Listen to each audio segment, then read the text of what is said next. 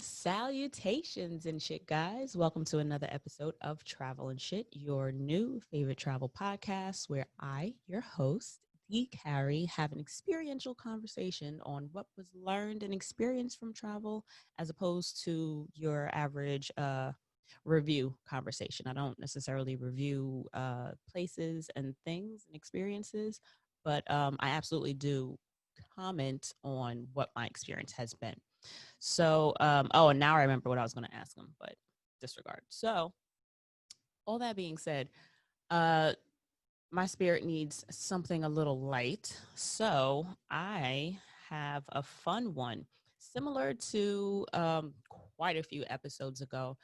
And speaking of, we're nearing the 100th episode. I would love to hear what your ideas on that may be if you have any suggestions for um, the fun episode 100.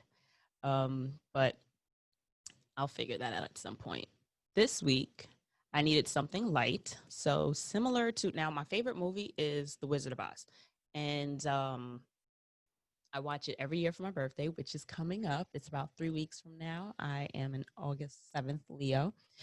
So looking forward to, and speaking of August 7th Leos, my sis just joined the live. Hey Trish, a little shout out in the podcast this week.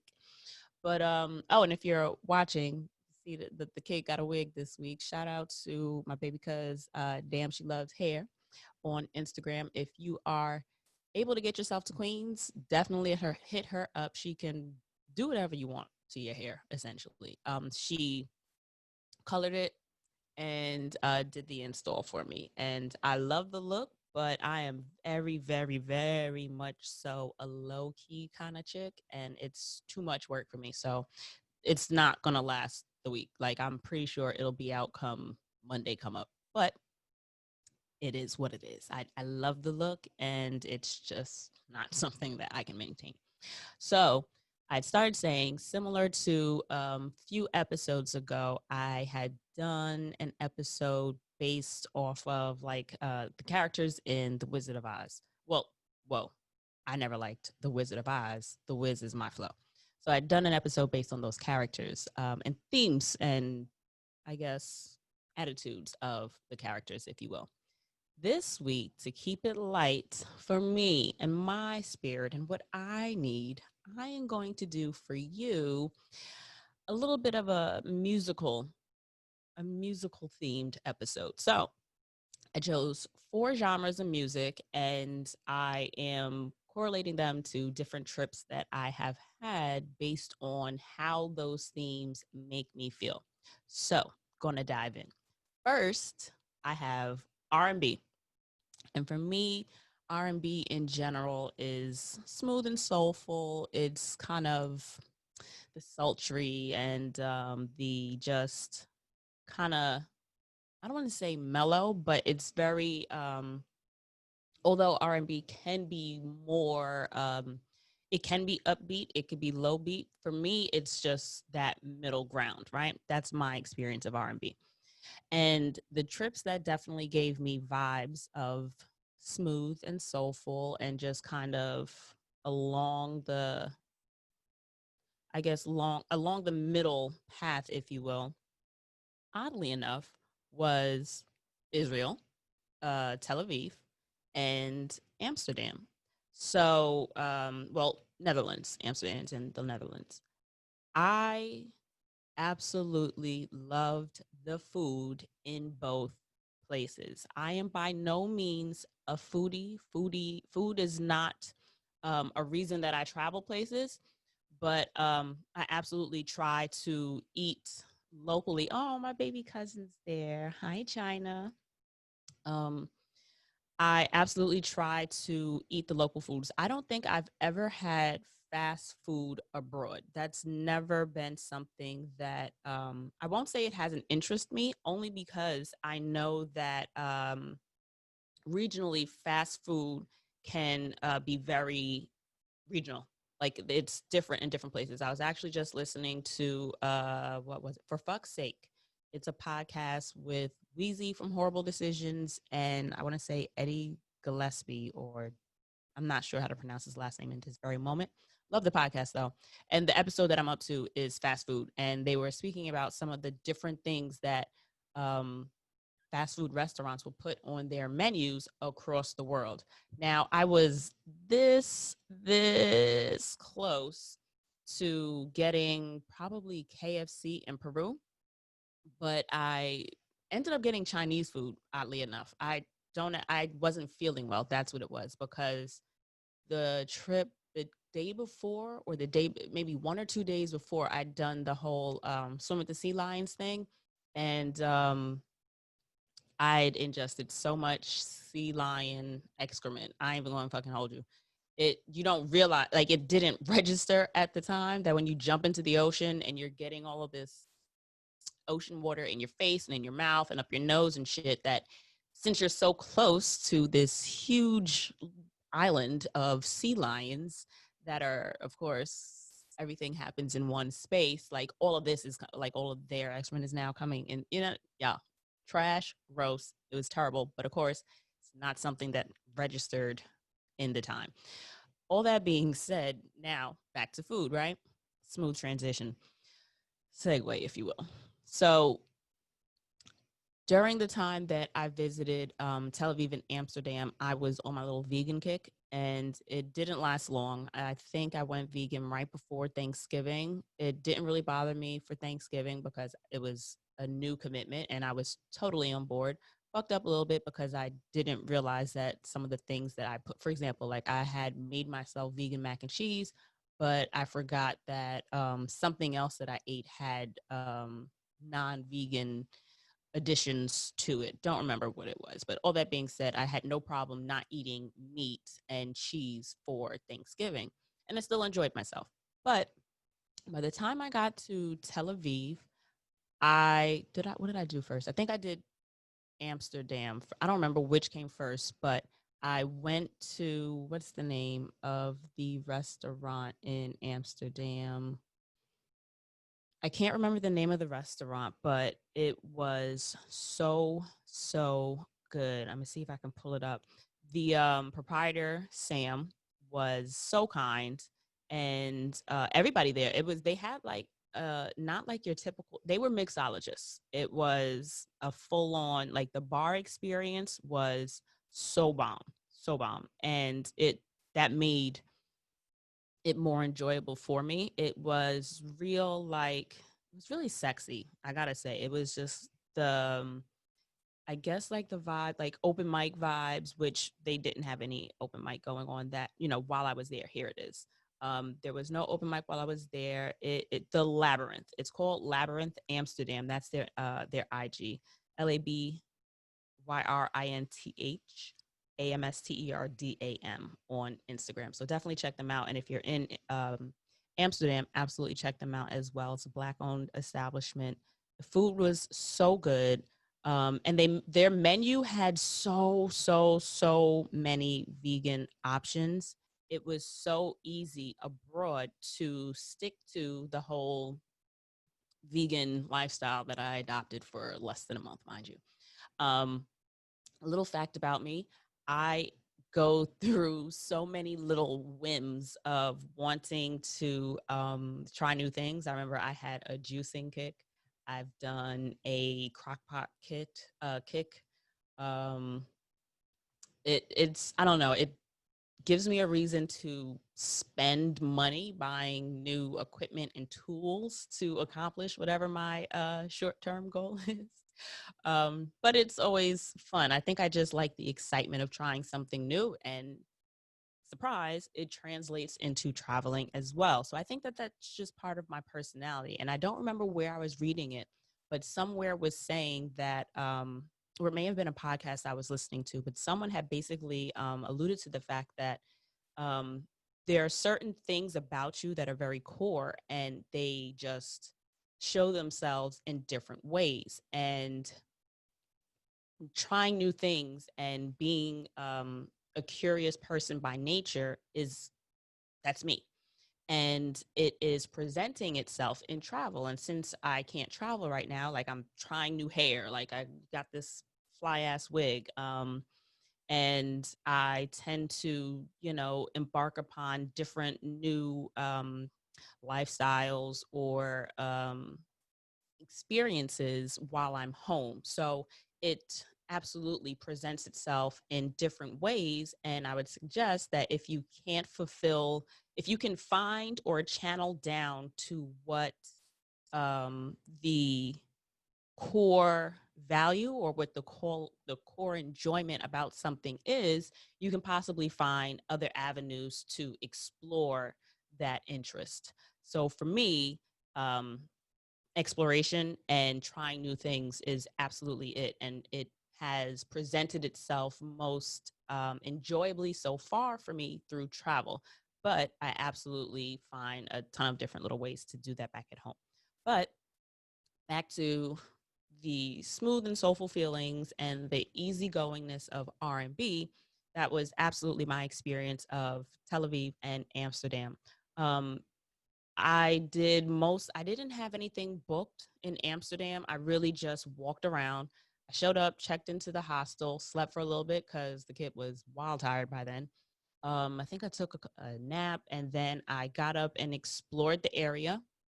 And I ended up taking I think it was about 45 minutes to an hour. And it was actually a really enjoyable walk. It was around the Christmas season. I think I went in November or December. And so I was able to enjoy all of the Christmas lights.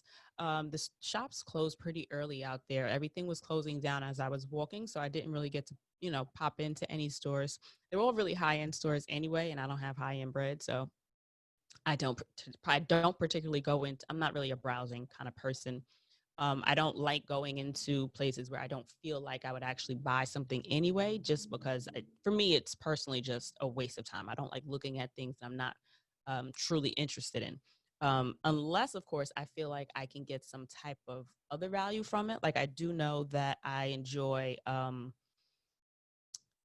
antique shops and oddly enough art galleries. Like I don't particularly love art in terms of museums. Like if I'm going to go to a museum, I'm absolutely choosing a natural history museum or some type of history in general. I know the best museum experiences I've had while traveling were probably in Costa Rica, which had a lot of Black history. There was a museum out there, and I was absolutely surprised, happily surprised at how much of the museum was dedicated to Black history in Costa Rica.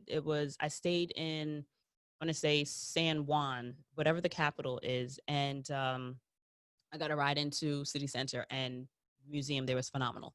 But absolutely just walked around Amsterdam. I had a really good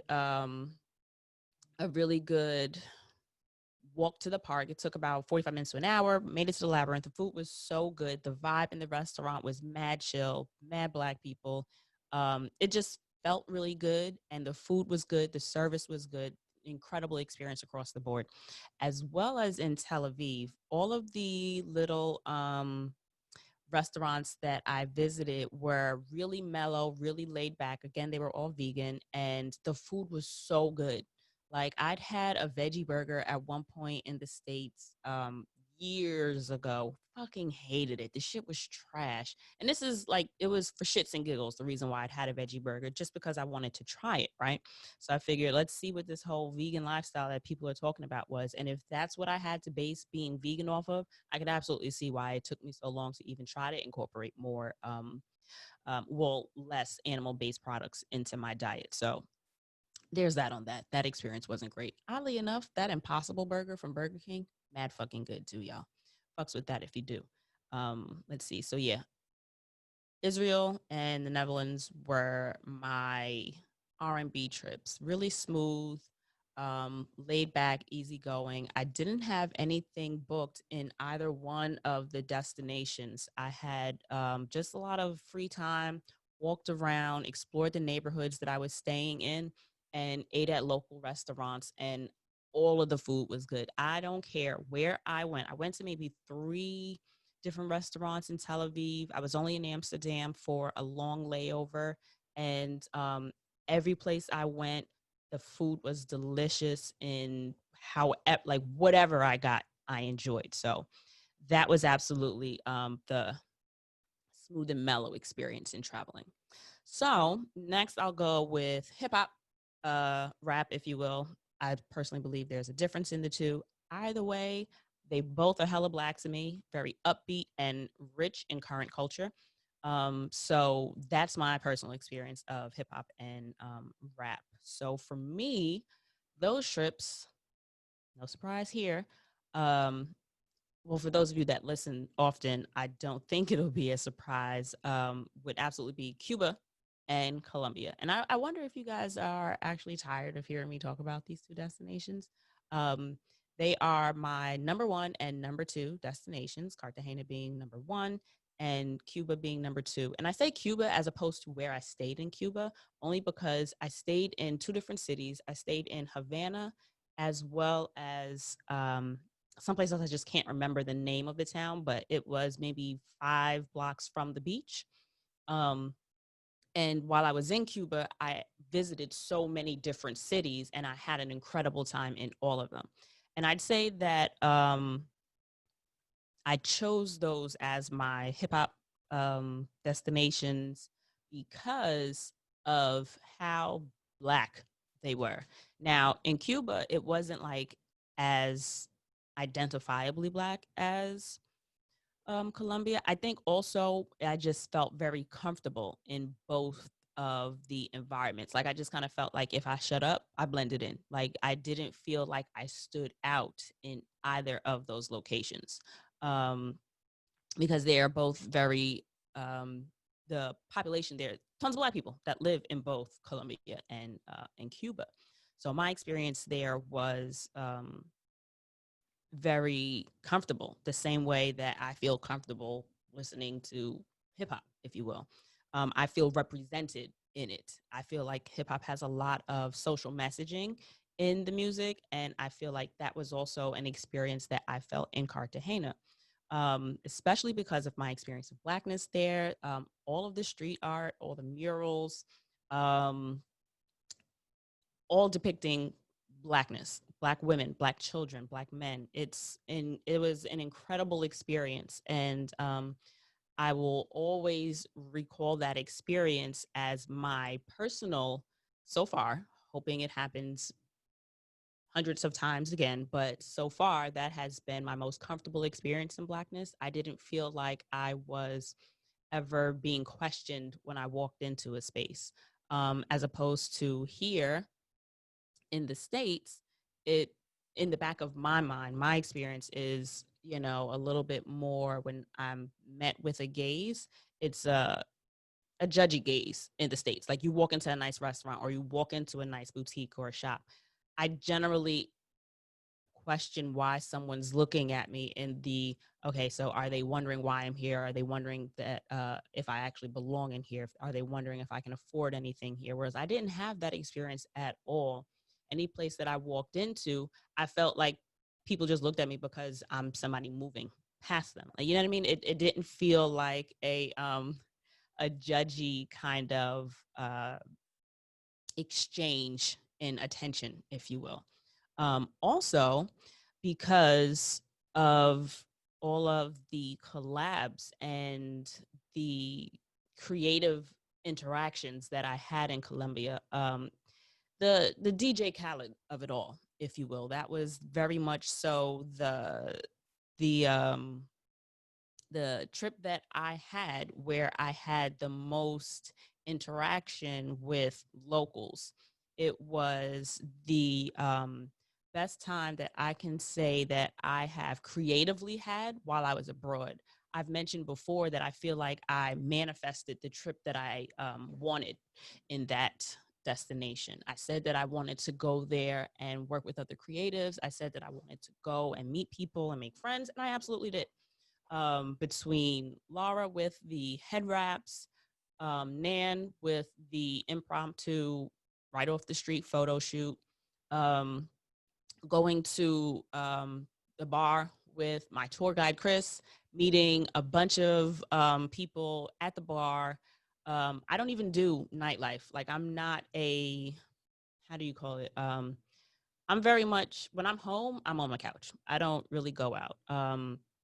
Not because like I'm better than a party. It's not my jam. I don't really like crowds. I feel like there's so many different ways that I consider things going wrong when I am in the middle of a crowd, and I don't like that feeling. So I only go to parties if there's absolutely something that I feel I want to celebrate. If it's a friend's birthday, if it's something that we are excited about, and just those little reasons that you go out with your friends. I personally have to have a reason for me to go out. I'm not just going because it's Friday or because it's Saturday.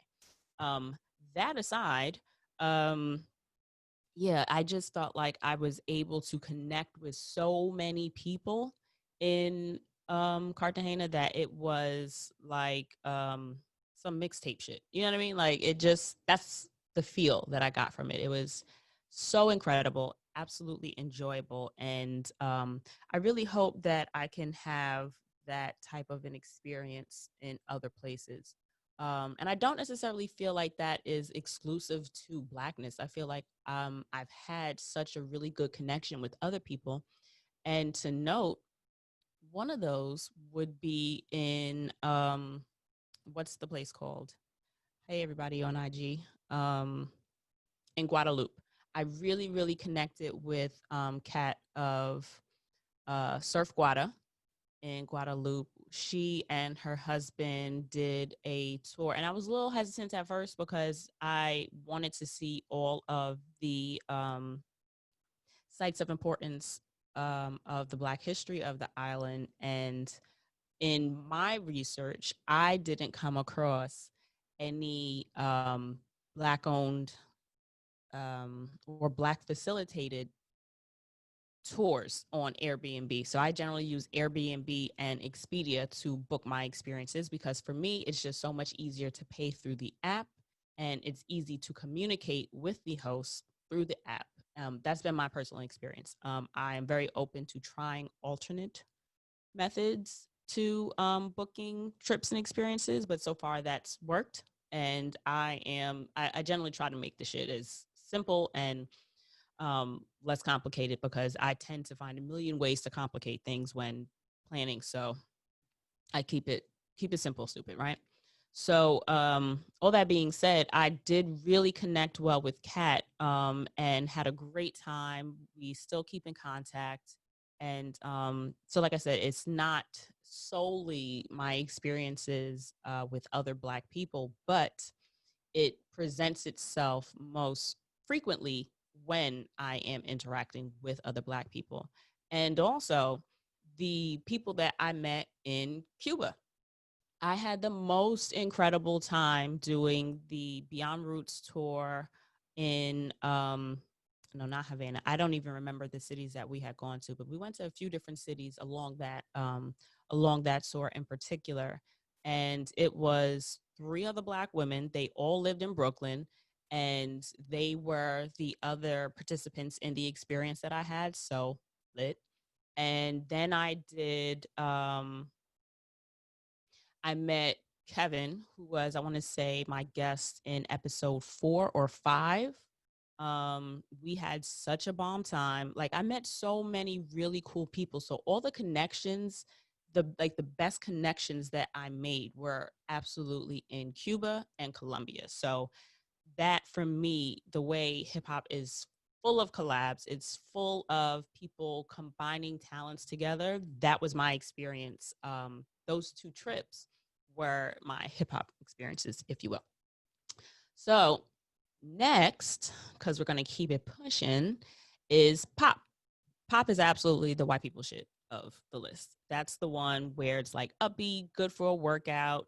It's I guess you could say the most eclectic, the most diverse, or the aesthetically most diverse. Because essentially in pop, you've got artists that look like everybody in there. You can have different people from different genres of music working on a pop song. Everybody, even if they have a select genre that they are best known for, they likely have some pop shit along throughout the discography, right?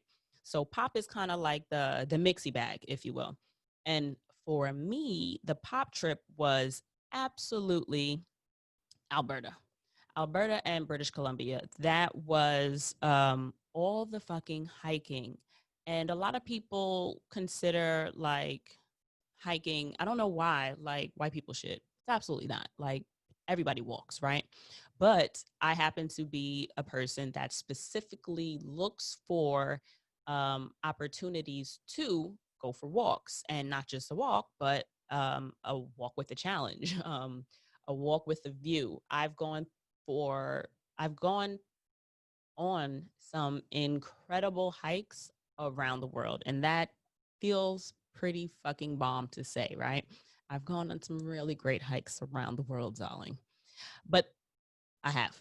Um, so I'll absolutely say Indonesia was one. The pickup was in I was staying in Ubud, but I don't know. Don't ask me where the actual hike was. I know it was, I want to say like Mount Baldy or some shit like that. I don't know, but it was a sunset hike, which meant that we hiked for like 3 hours in the dark, like pitch black dark at like 2 a.m.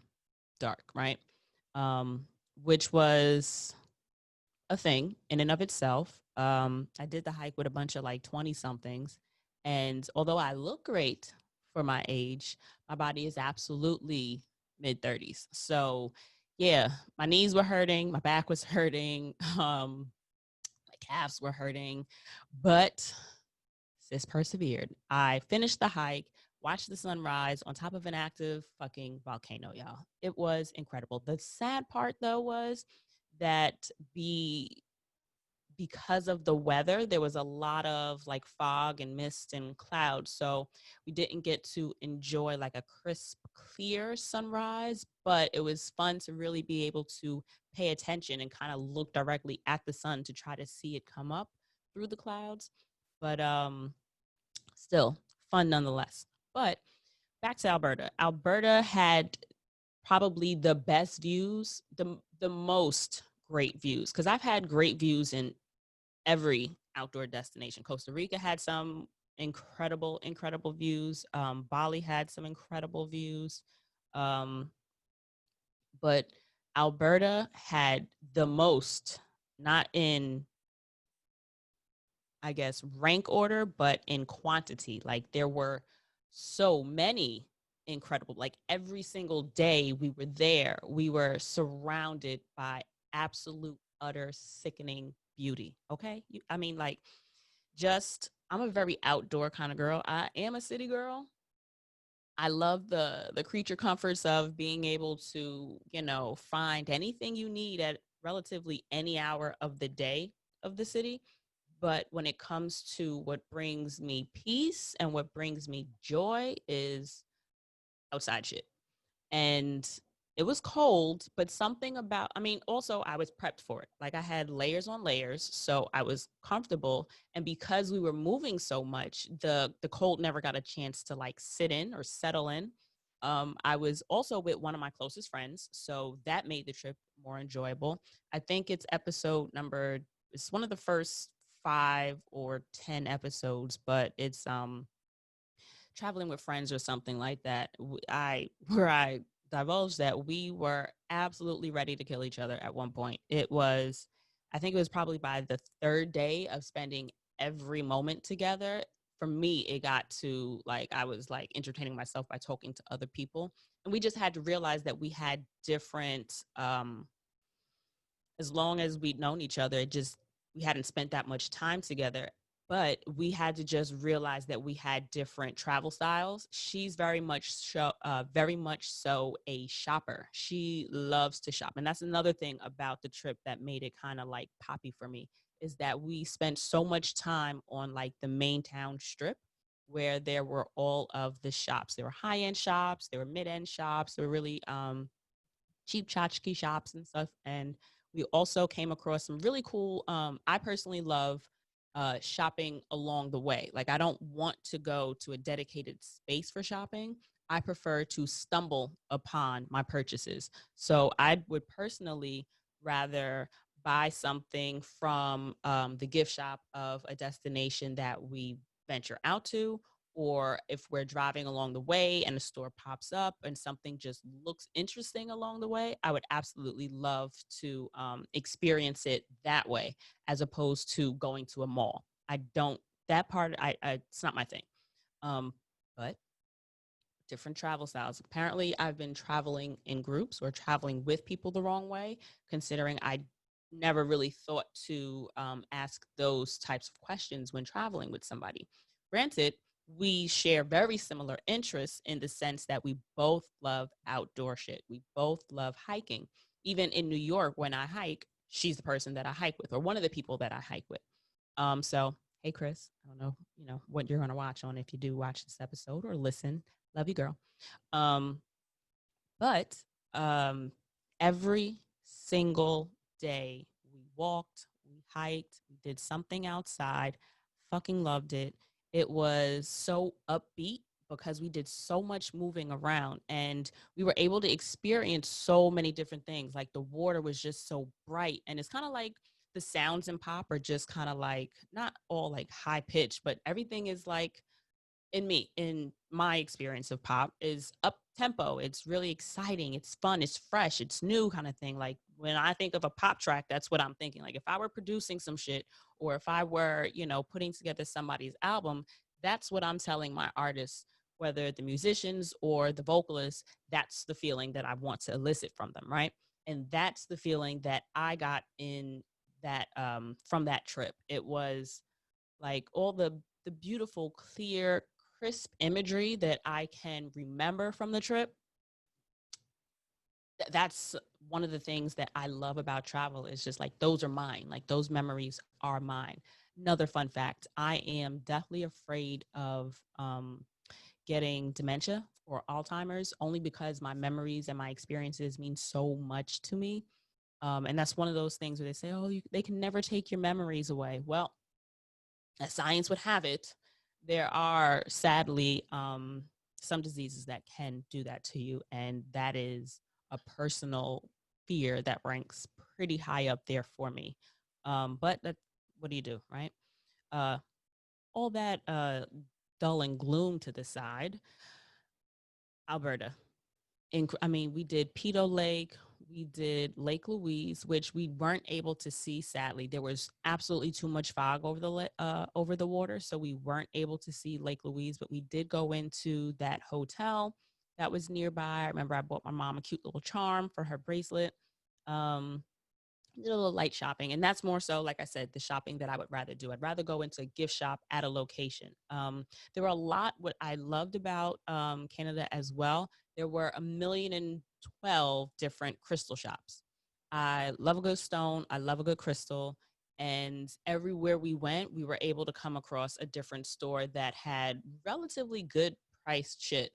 I know I got a couple of really good ones from this one store. I don't remember where we were going, but I think it was the only group trip that we took while we were out there. Like I think it was one of those trips where it was a couple other people on the bus with us. I for the life of me can't remember how that came about, but I remember there were other people on the trip with us, and one of the shops that we went into had really, really, really moderately priced stones that were incredible. So I bought a bunch there. But where else did we go there? Oh, Yoho National Park, Mad Bomb. When I tell you the driving, we did so much driving. We had an incredible rental. We shout out to Chris. She picked that one out. I want to say we got a truck because we knew it was going to be a lot of snow and we'd be driving through different types of weather. So thankfully, I'm the less scary driver, if you will. And while we were going to, I'm like 90% sure it was Yoho. The driving was, yeah, it was like going up it was the most navigating I've ever had to do. Is one, like there were so many blind curves and they were like very narrow lanes. So you're making the turn, just praying that nobody is coming the opposite way, because it felt like it was a 1 lane highway, even though like it really wasn't, I don't think. Fucking weird. But when you look out your window, it's like a complete drop. Like you're right next to like it's the end, not the end of the road, if you will. It's like a drop to wilderness, and it's not like a little, it's like a vast canyon of like abyss. Like the shit was scary. But shout out to Donald, my dad, uh very much so instilled in me, you can drive anything. I don't have a CDL or, no fancy license, but he's put me behind trucks. He's put me behind small cars, big cars, and just been like, figure it out. So I felt very comfortable, and honestly, just slow the fuck down. And for the most part, you're going to be fine, right? All that being said, it was a beautiful drive because you're basically driving through a national park. And once you like pull over and park, I think the drive I enjoyed more than actually walking around the park. There were tons of like waterfalls, and those are really pretty, and a couple of really cute vantage points and outlooks and shit like that. But for me, it was the drive, the way that it was so like to just be able to finish it and say, like, it felt like you were driving through a video. For me, I felt like I was kind of driving through an obstacle course or like a video game kind of experience. So I had fun with that. And we saw Pito was a really interesting hike. Like it had just snowed, so all of it was like slushy snow, and there was such a steep incline that there's one picture where I'm like posing, and it was like I look like I'm smiling, having a good time, and I was, but it was also terror in my face because I was terrified of sliding down, because again, you slide down, utter abyss. Like you're falling off a cliff and you're gone. That's it. So yeah, that was it was an experience, but I had so much fucking fun. And when I tell you, just the number of incredible sights was such an upbeat, like we hiked like 9 miles one day just to see the ink pots, which is probably the most beautiful hiking destination I've ever experienced. That's one of those pictures where it absolutely felt photoshopped, right? So yeah, Pop Trip was absolutely Alberta. Let's see. And and then additionally, it was the drinks and the meals that I was able to just have with Chris. It was basically like when I travel by myself, I don't really make a thing or a to do about eating. It's kind of all right, well, what do I want and what's accessible?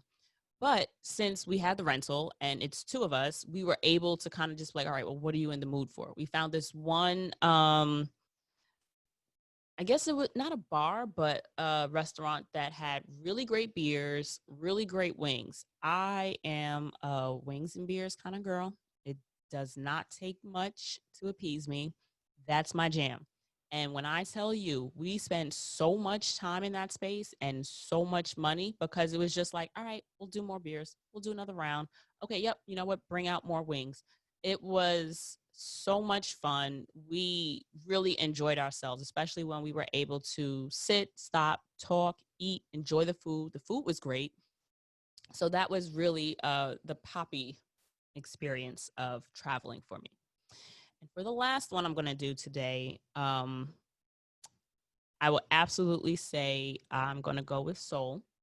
So for me, and I'm certain plenty of people, Seoul is kind of like of the heart, right? It gets you in your feels, and it just feels really warm, and really I don't want to say emotional, but I'm hoping I don't get emotional for this one because I'm just in a moody space this week.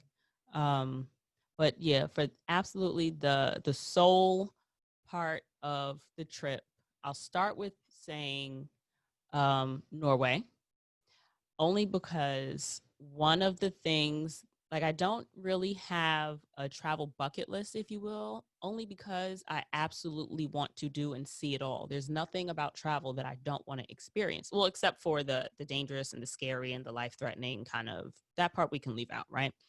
But there's no sight that I don't want to see. There's no fun experience that I don't want to experience. So I'm with the shits for all the shits, if you will. And so that about travel is absolutely up my alley. And the Northern Lights was something that took me 2 tries. I absolutely attempted to see the Northern Lights while we were up in Canada. And what's really cool about Canada, I'll say Alberta in particular. I'm certain it exists in other places, but we put so much work. Shout out to Chris. We put so much work into researching and looking up different avenues to experience what we were looking to get out of the trip. Um, and that's another thing about traveling with people that appeals to me and then doesn't appeal to me, because you may have a certain affection or affinity for one thing in particular and really be interested in doing it, and the other person doesn't. So it helped that the both of us absolutely love hiking, being outside, and could tolerate the cold and knew that we were going to dress and pack accordingly. But there's also the she's a checked bag kind of girl. I don't believe in checked bags. I try to move through the airports real quick and I bypass all of that help asking people for help thing and standing around where the flight attendants and the gate people and ticket helpers can see the bags that I have. This way they don't start asking questions. I don't want you to weigh shit if you don't have to, blah, blah, blah. So I absolutely got caught checking a bag because I think I had one bag too many or it was too heavy or something, but I really think I could have gotten away with it. But I had to wait for Chris to do all the steps to check her bag. But also, I think that I'm projecting on future trips that I might take that if I'm interested in something and they're not interested in something, or just us clashing in terms of, I would like to spend more time and money doing this than I would want to. So, in particular, she was absolutely down and interested in seeing the Northern Lights. And up in the area that we could do like I want to say it was like a 6 hour drive, maybe longer, maybe a little bit less, leaning towards the longer, to a dark sky preserve.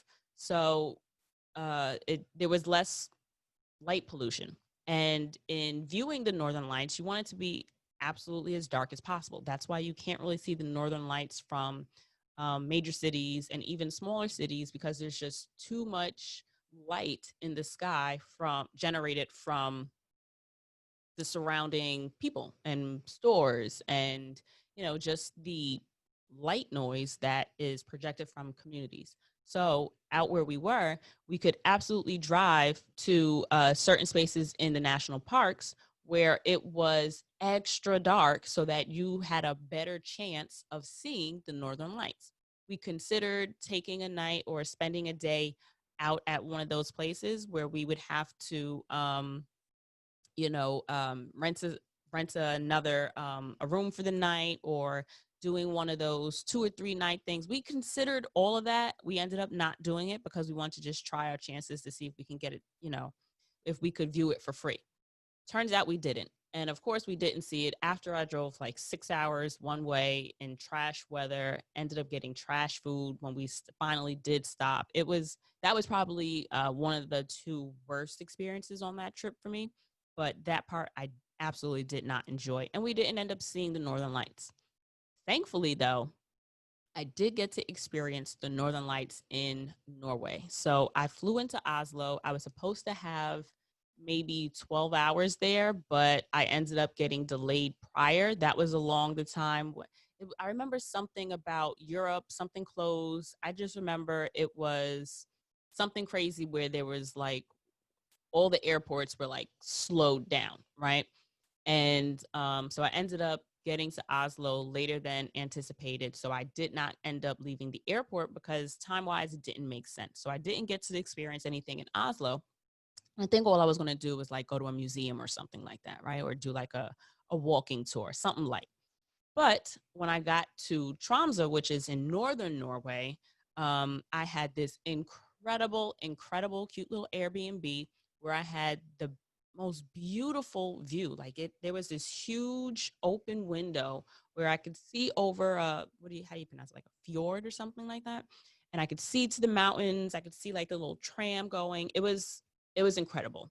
I might have a picture. I'll try to dig that up. I feel like I say every other week that I'm gonna post on Instagram, pull a picture up, but y'all pressure me. Just find me on the Instagrams if you listen to an episode and DM me or comment on something and let me know that if you actually have interest in seeing a photo that I mentioned on the episode, let me know.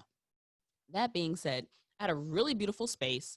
And it was actually a basement apartment. Um, and when I tell you my host, Tone, I felt like I was staying with family. So she did all of the extra steps. She knew that everything was closed on Sundays. So she said, I'll pick you up you're coming in late. First of all, I think I arrived at maybe like 9, 10 o'clock or something like that, between 8 and 10 p.m. And she was telling me, yeah, we have a bus, but it's really not that reliable and it's really late. I'll pick you up from the airport. So she picked me up. And then she also suggested everything's going to be closed tomorrow, Sunday. And, you may want to have something on hand so that you can eat. And I said, oh, smart. Appreciate it. So she drove me to the grocery store and she said, if you need me, let me know. Otherwise, take your time, get whatever you need. Absolutely suggest if you have Google Translate, download the language that you're going to use before you get there. And it will also translate photos. It'll translate words on something. So as much as you think you can navigate a grocery store in a different language, you can.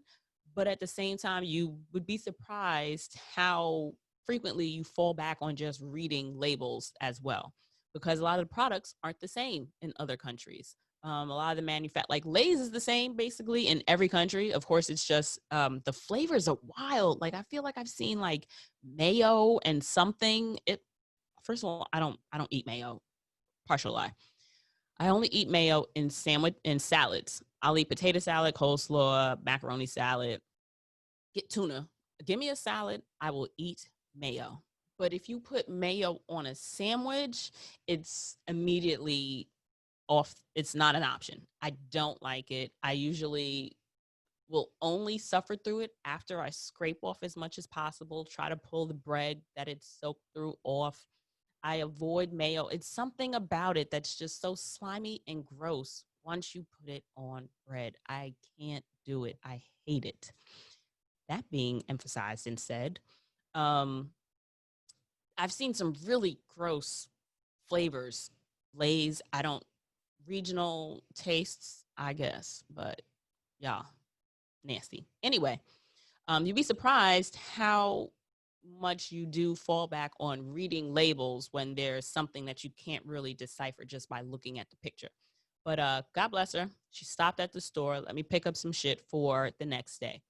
But when we got back to the house, somehow I lost my phone. And it turns out it was like it fallen out my lap in the side of her car. She absolutely went out, found it for me. God bless her. Um, and she offered to have dinner with me. She said, well, I'm about to make pizza. Would you like to join me for dinner?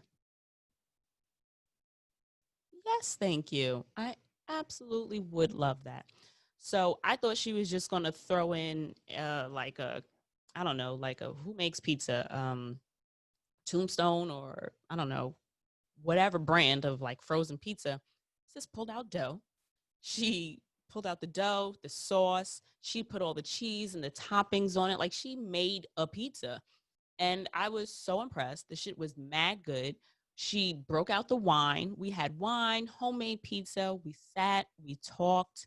It felt like I was staying with family that I just hadn't met before, or family that I hadn't seen since I had no recollection of them. Like, you meet family when you're like 2, 5, and then you meet them again as an adult. And so it's like, I don't know you, but I know your family. So we're going to connect like a family versus connecting like strangers. She absolutely felt like family. Oddly enough, she was a mad regular white lady. But what I think low key made her more appealing to me. That sounds crazy.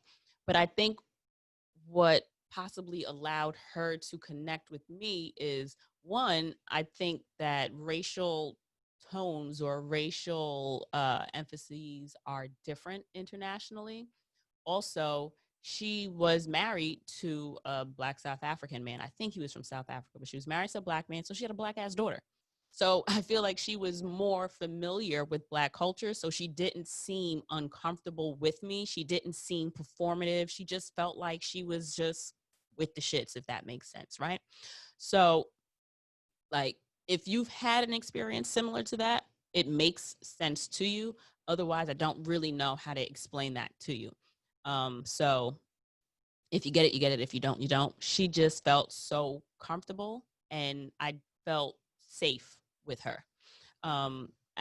So for me, that experience was just with her alone.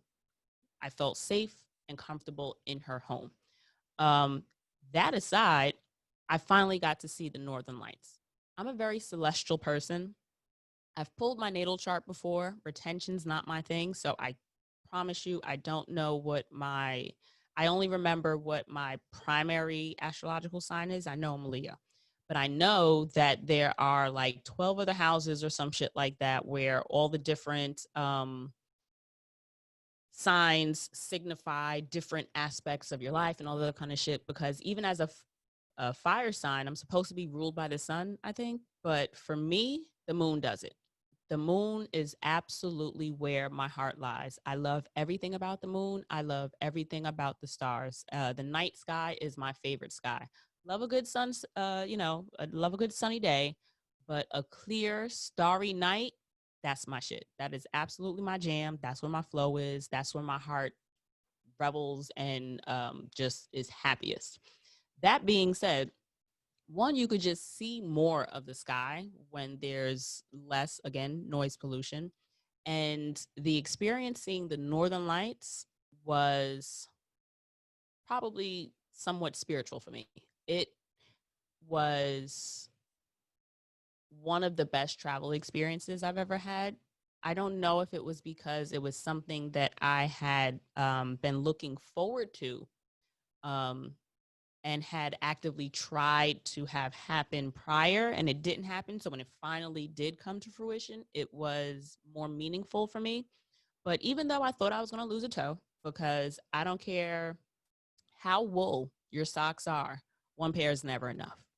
My nigga, I thought I was about to really be out of a toe. Thankfully, it was a nice warm coach bus that I could hop back on. And I literally had to take my boots and my socks off and like warm my feet.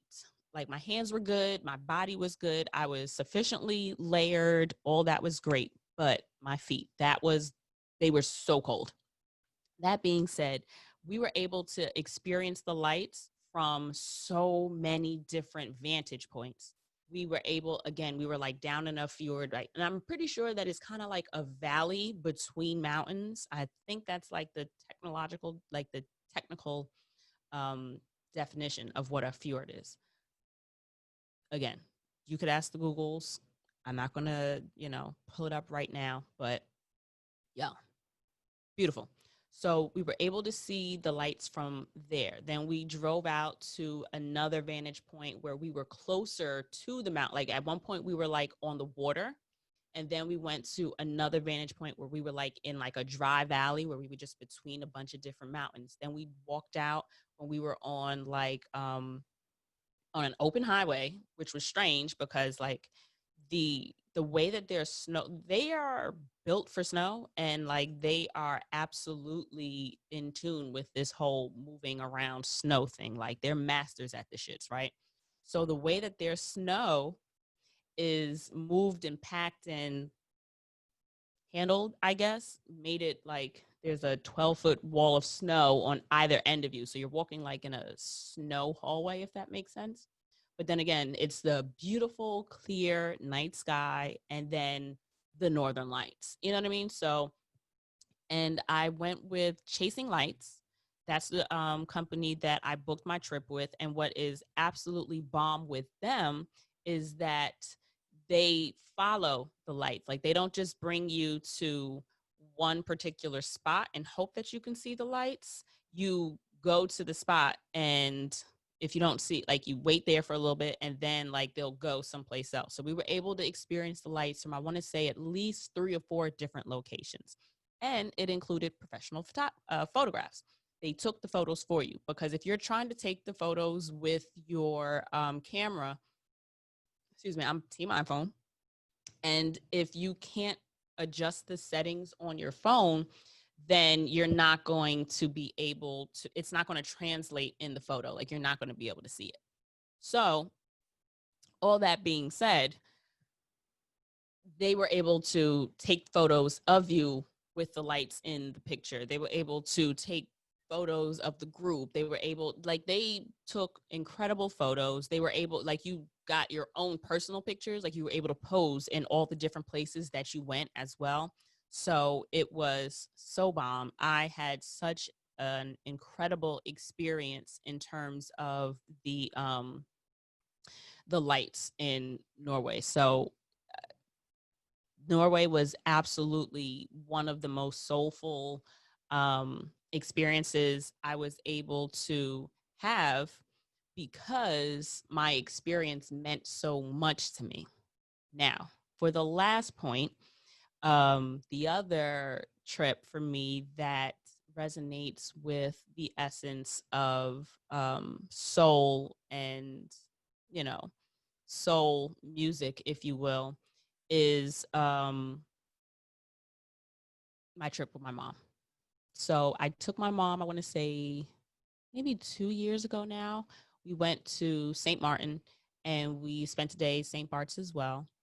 And that is, of course, one of the trips that, of course, will elicit the feeling of soul and family and love, because it was our first mommy daughter trip. My mom's retired now, so congratulations to my mom on her retirement. Yes, when we can travel again, we will absolutely take another you and I trip. Um, but that is such, and I told you I didn't want to get emotional, but that was really one of those trips that I know that I'll absolutely be able to look back on and remember. My mom's funny as hell, y'all. It's just one of those things where you may not necessarily get to connect with your parents differently like that until you're an adult. And I'm glad that we were able to have that experience together, where we drank together, we laughed together, we joked on other people together, we people watched together. It was so much fun, and I'm absolutely looking forward to having a trip where I can talk her into doing more of the activities and shit that I like. So we didn't like hike or anything on that trip. We didn't do anything real. We weren't exerting ourselves or anything crazy like that. Um, but I'm absolutely looking forward to trying to talk her into doing a fun hike or like a water activity, or some like next level shit like that I know that she probably wouldn't do on her own. So I'm certain I could probably talk her into something. Wink, wink, nod, nod, like that. But I'll never forget the really, really good laughs that we had. Nikki Beach in St. Bart's. So that is absolutely, of course, one of the more soulful trips that I've had, and that would absolutely be with my mom. And yeah, music of the heart, if you will. So that was absolutely one of the trips of the heart, because it was with my mom. So that's it for this week. I hope you enjoyed it. If you like the podcast, I absolutely ask that you rate it on whatever platform that you listen to it. The kid would love a good 5-star review. So you can slide to the iTunes and do that, or absolutely subscribe, follow, download the episodes on whatever platform you use. Head over to travelandshippodcast.com, check out some merch. I've got some, I guess, promo pics or something coming. I don't know what I'm going to do with them yet, but took some really cool photos this past couple of days thanks to my boo Marsha. I don't have any particular announcements as of yet, but some announcements on the horizon for some collabs that I've done with other people. So excited to see um, what comes of that. So merch, that's absolutely there. If you've been listening, I would absolutely love if you could take the listener survey. That's also on travelandshippodcast.com. This way I can get a feel for what more you want to see from Travel and Shit, what type of guests you want to see. I'm open to all types of suggestions in terms of topics. If there's something that you'd like me to discuss or to cover, email me, dcarry@travelandshippodcast.com. Or you can DM me, whatever mode of communication is really easy for you. So I'd absolutely love if you like, comment, and subscribe on the YouTubes if that's where you watch. Same with whatever platform you listen to the podcast on. Visit the website. In my mind, I'm going to start doing more writing, like incorporate a blog aspect to Travel and Shit, just because sometimes there are things that I do want to expound upon and give more info in terms of more detailed show notes, if you will. But I don't know. We'll see how the spirit moves me. And what was the last thing? Oh, I have a mailing list. If I don't want to write a bunch of emails, so I promise you're not going to get a lot of emails, but absolutely sign up for the mailing list because it's the best way for me to keep in contact with you so that if I do have more giveaways, which is still a thing, I'm still waiting to give away the $50 gift card to jordansjungle.net. I think it's Jordan's Jungle RI or jordansjungle.net. Anyway, one of my favorite places to purchase plants online. So I think I'm just going to, you know what? Boom, for my birthday. So you have until August 7th to sign up for my mailing list for your chance to win a $50 gift card to Jordan's Jungle to purchase plants online. And they deliver them to you. You'll get them within a week or so. They absolutely check the weather in the area so that your plants aren't sitting in absolute heat or in, soggy boxes and all that kind of shit. But so until my birthday, then I'm going to give away the $50 gift card. And I've gotten quite a few new follows on social media in terms of like Instagram and shit. So I think it's time to give another $25 gift card away on Instagram. And I'll probably do one on Facebook at some time too. So stay tuned for those giveaways because I do have some goodies to share with you guys. And I appreciate you guys for listening. And I look forward to seeing y'all next week as well. So bye. Okay, YouTube. That's it for you guys as well. Don't forget to like, comment, subscribe, share, all that jazz, yada, yada, yada.